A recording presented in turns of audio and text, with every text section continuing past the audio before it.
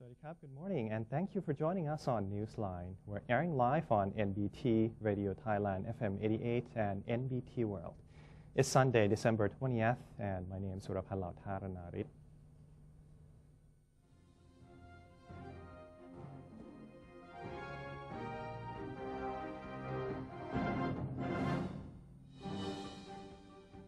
Let's begin with today's segment of Thailand Moves Forward. In our first story, Thailand and Cambodia signed 5 documents of mutual benefit during the Cambodian Premier's official visit to the kingdom.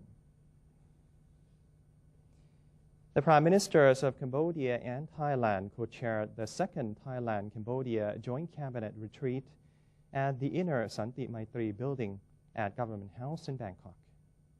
This was only the second joint cabinet meeting in 12 years, and it focused on bilateral and multilateral cooperation in addressing mutual concerns in all aspects involving politics, economics, and social needs.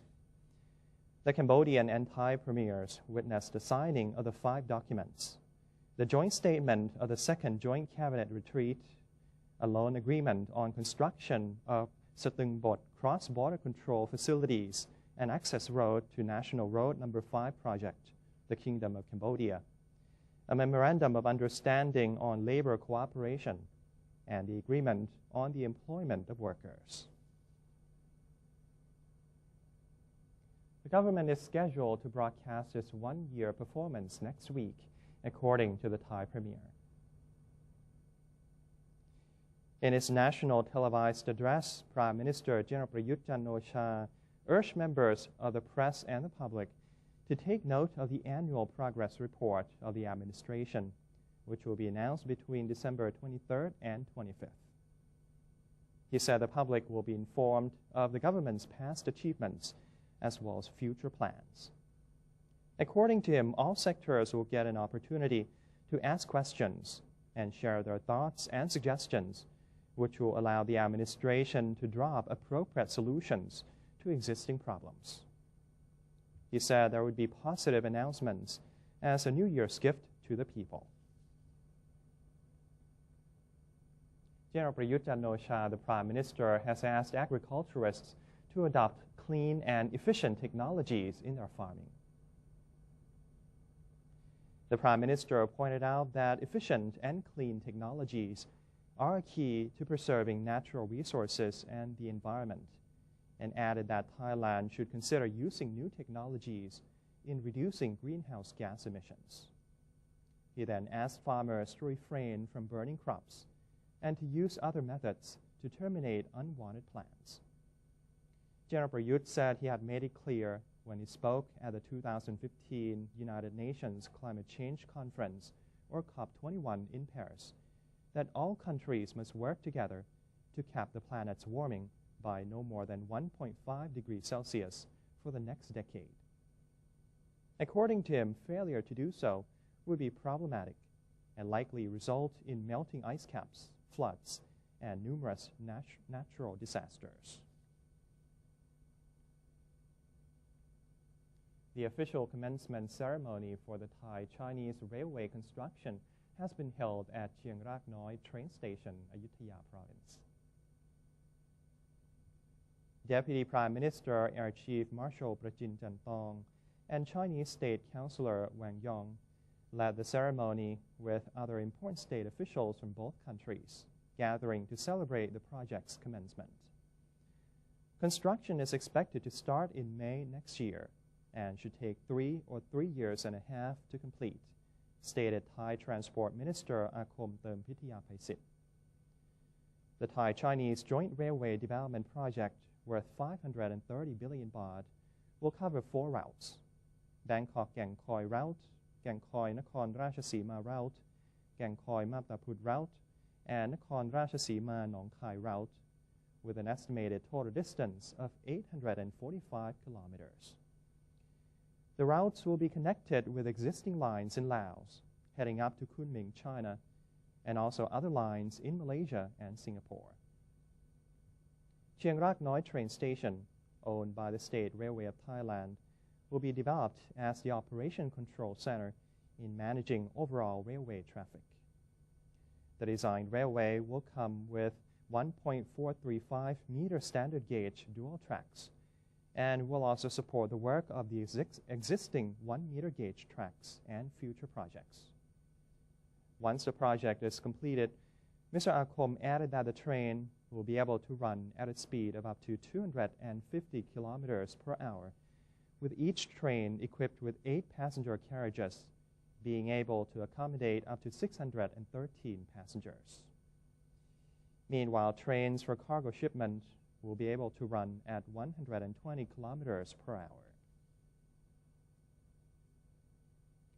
The Command Center to Combat Illegal Fishing, or CCCIF, has issued a statement to respond to a foreign news agency's report alleging the use of slave labor at a Thai shrimp factory. The news report had unduly caused worldwide protests against the Thai seafood industry, while the Thai authorities never ignored such problems and called on the media to not make biased reports, despite the CCCIF's constant missions against labor abuses.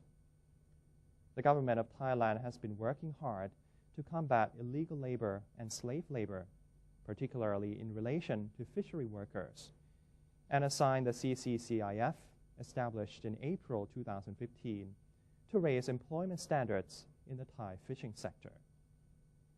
Although many countries and international organizations were largely encouraging and helping Thailand overcome difficulties, plus the willingness and commitment of the Thai government and people to prevent and suppress illegal labor and human trafficking, the CCCIF was calling on all sectors to realize and understand the truths behind the issue. Both foreign and Thai workers are to be taken care of and protected from abuses under the Labor Protection Act, while employers are legally obliged to pay the minimum wages under the Employment and Job Seekers Protection Act and the Factory Act, which prohibits people aged under 18 years from being hired. The Thai government and the CCCIF have been emphatically enforcing laws on a strict, continuous basis. The 5-day 4G auction ended after midnight, with Jasmine International Public Company Limited and True Corporation Public Company Limited as the license owners. Jasmine won the first license for 4G services on the 900 MHz spectrum with an offer of 76.67 billion baht. True secured the second license with 76.3 billion baht.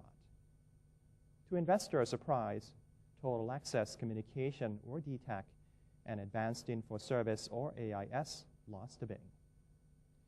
The result, which was concluded on the 199th round early on Saturday, means that the National Broadcasting and Telecommunications Commission has this time earned more than 150 billion baht in state revenue.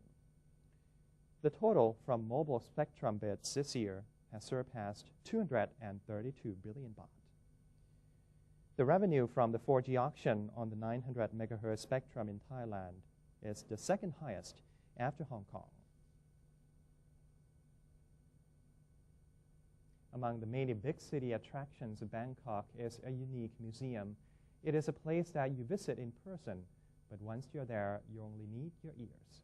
Kun Panosi Sinsap has been there to do some listening for us.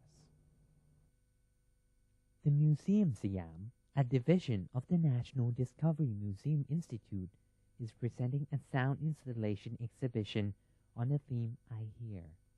Setting itself apart from many other museums, this learning center has transformed itself into a land of sound in order to emphasize the value of listening to various edutainment activities.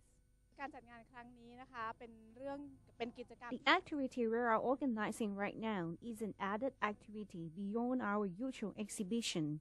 Our concept this year is I Hear. We want to emphasize the importance of listening. Everything we do right now, we do on our mobile phone. We talk through chats and there's less actual face-to-face conversation. We think that's something that has gone missing in our lives, and it is listening. Listening is the starting point of understanding, but no one really tells you how to listen well.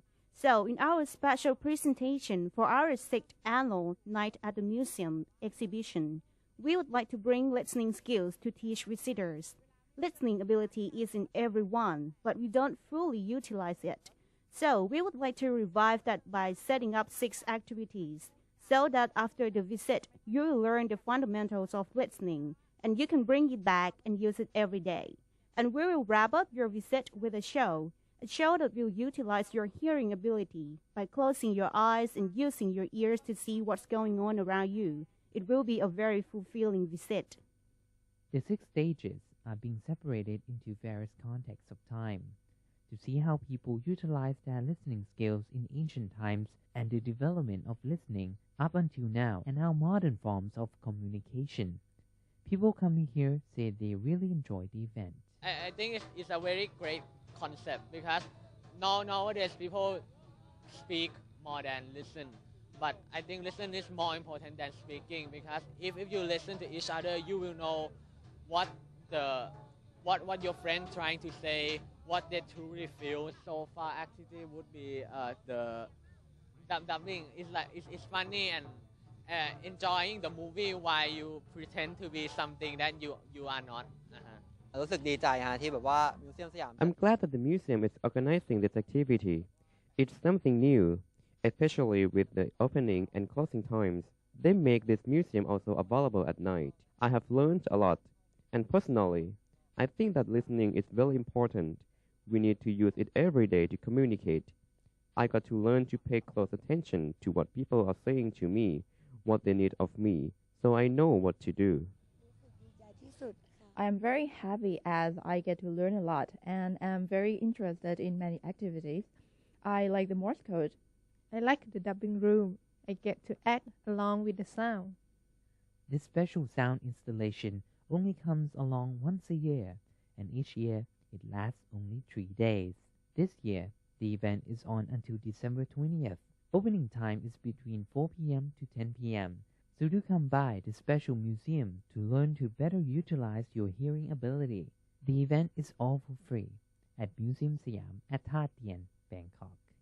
Ambanot Season Sub for NBT World. Meanwhile, the National Legislative Assembly, or NLA, has accepted in principle the draft amendment to a law related to the work of the Administrative Court. At the sitting of the NLA, members of the legislature have voted 172 to 1 with 2 abstentions to accept the draft amendment to the Act on Establishment of Administrative Court and Administrative Court Procedure. Deputy Prime Minister Wisanu Keruengam said that the draft amendment was proposed because there have been some problems with the case proceedings at the Administrative Court, as there are no specific details about the scope of the cases that this court can actually handle. Mr. Wisanu added that the current related laws have neither any provision about the authorities of the officers involved, nor the measures concerning the time limit for state officers to work in accordance with the orders of the court, for instance. The Constitution Drafting Commission, or CDC, said lower house members representing each area must come through constituency elections. The CDC held a discussion on local administration and its structure. After the discussion, the drafting team said it had agreed that apart from regular responsibilities local administrative offices hold, they would also be in charge of budget disbursement and the control of population density in their respective areas. The CDC said it was a must that constituency representatives be elected. However, executives of local administrative offices could either come from an election or an appointment. It went on to say that people are entitled to seek impeachment proceedings against their representatives and local officers. And that's all for today's edition of Thailand Moves Forward. We'll take a quick break now, but before that, let's take a look at the exchange rates and commodity prices.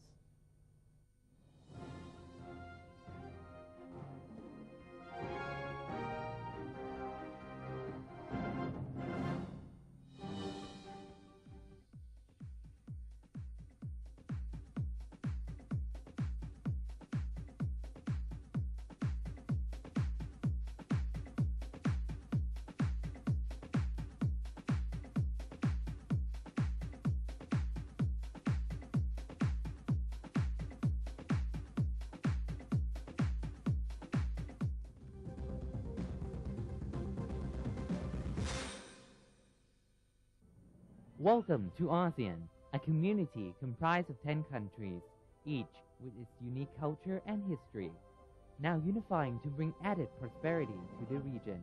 For centuries, each country remained independent, but now we are coming together to compete in the 21st century globalized world. ASEAN is bringing together more than 600 million citizens and a total land area of 4.4 million square kilometers, and is providing economic opportunities, trade, travel, and new educational possibilities. The combined GDP of all 10 ASEAN countries comes to a total of $2.4 trillion, which means the ASEAN entity ranks amongst the world's major economic powers. The future is here. Welcome to ASEAN, the community of opportunities. The Southeast Asia region is now becoming one.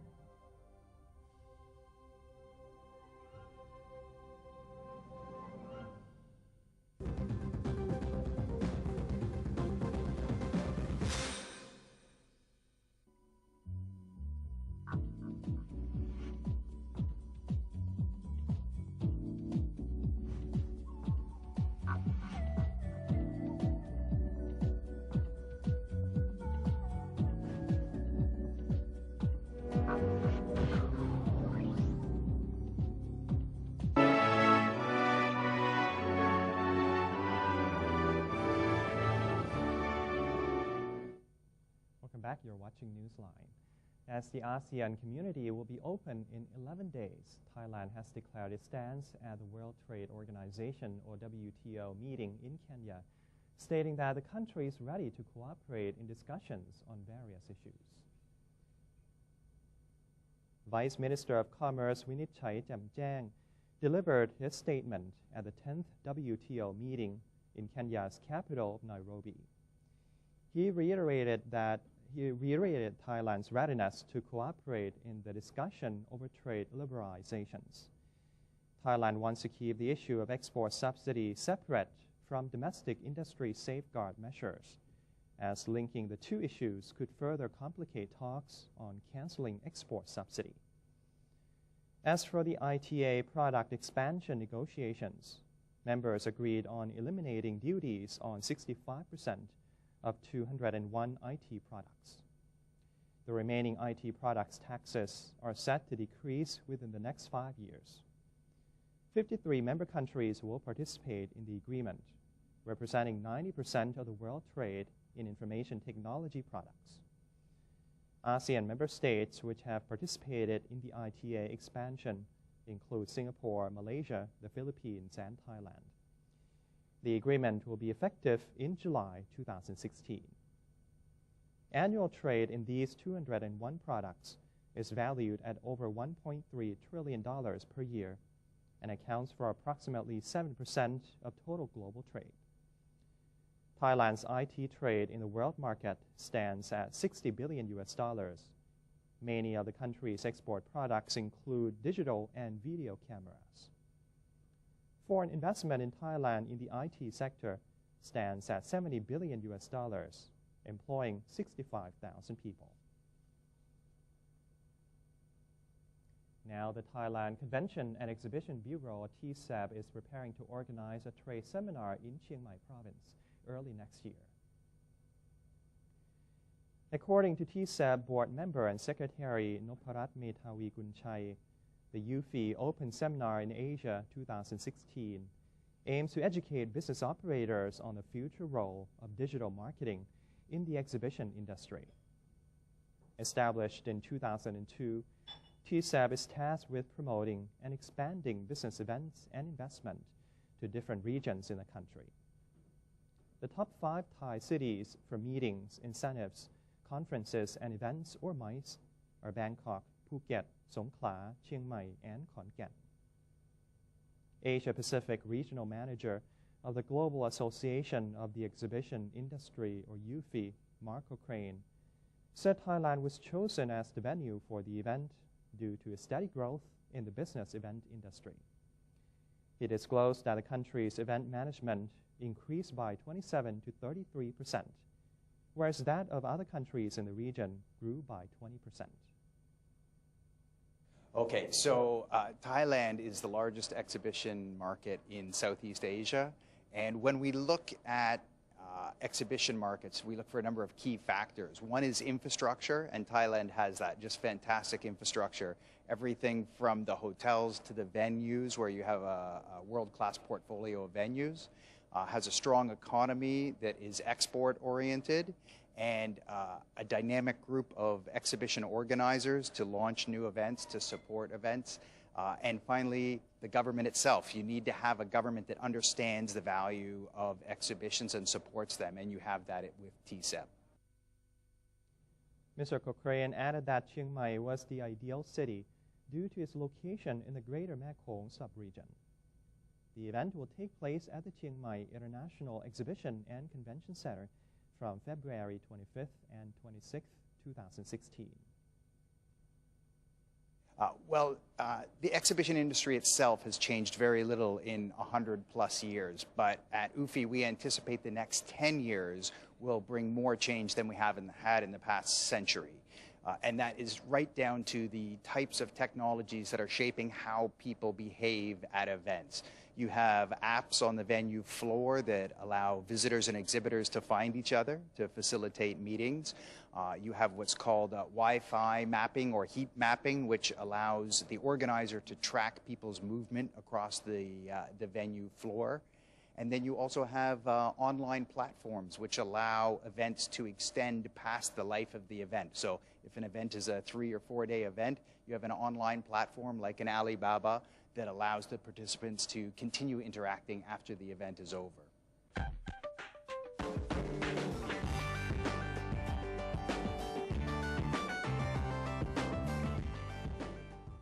In the international news, Chinese Foreign Minister Wang Yi has called on outside players to show restraint regarding the disputed South China Sea.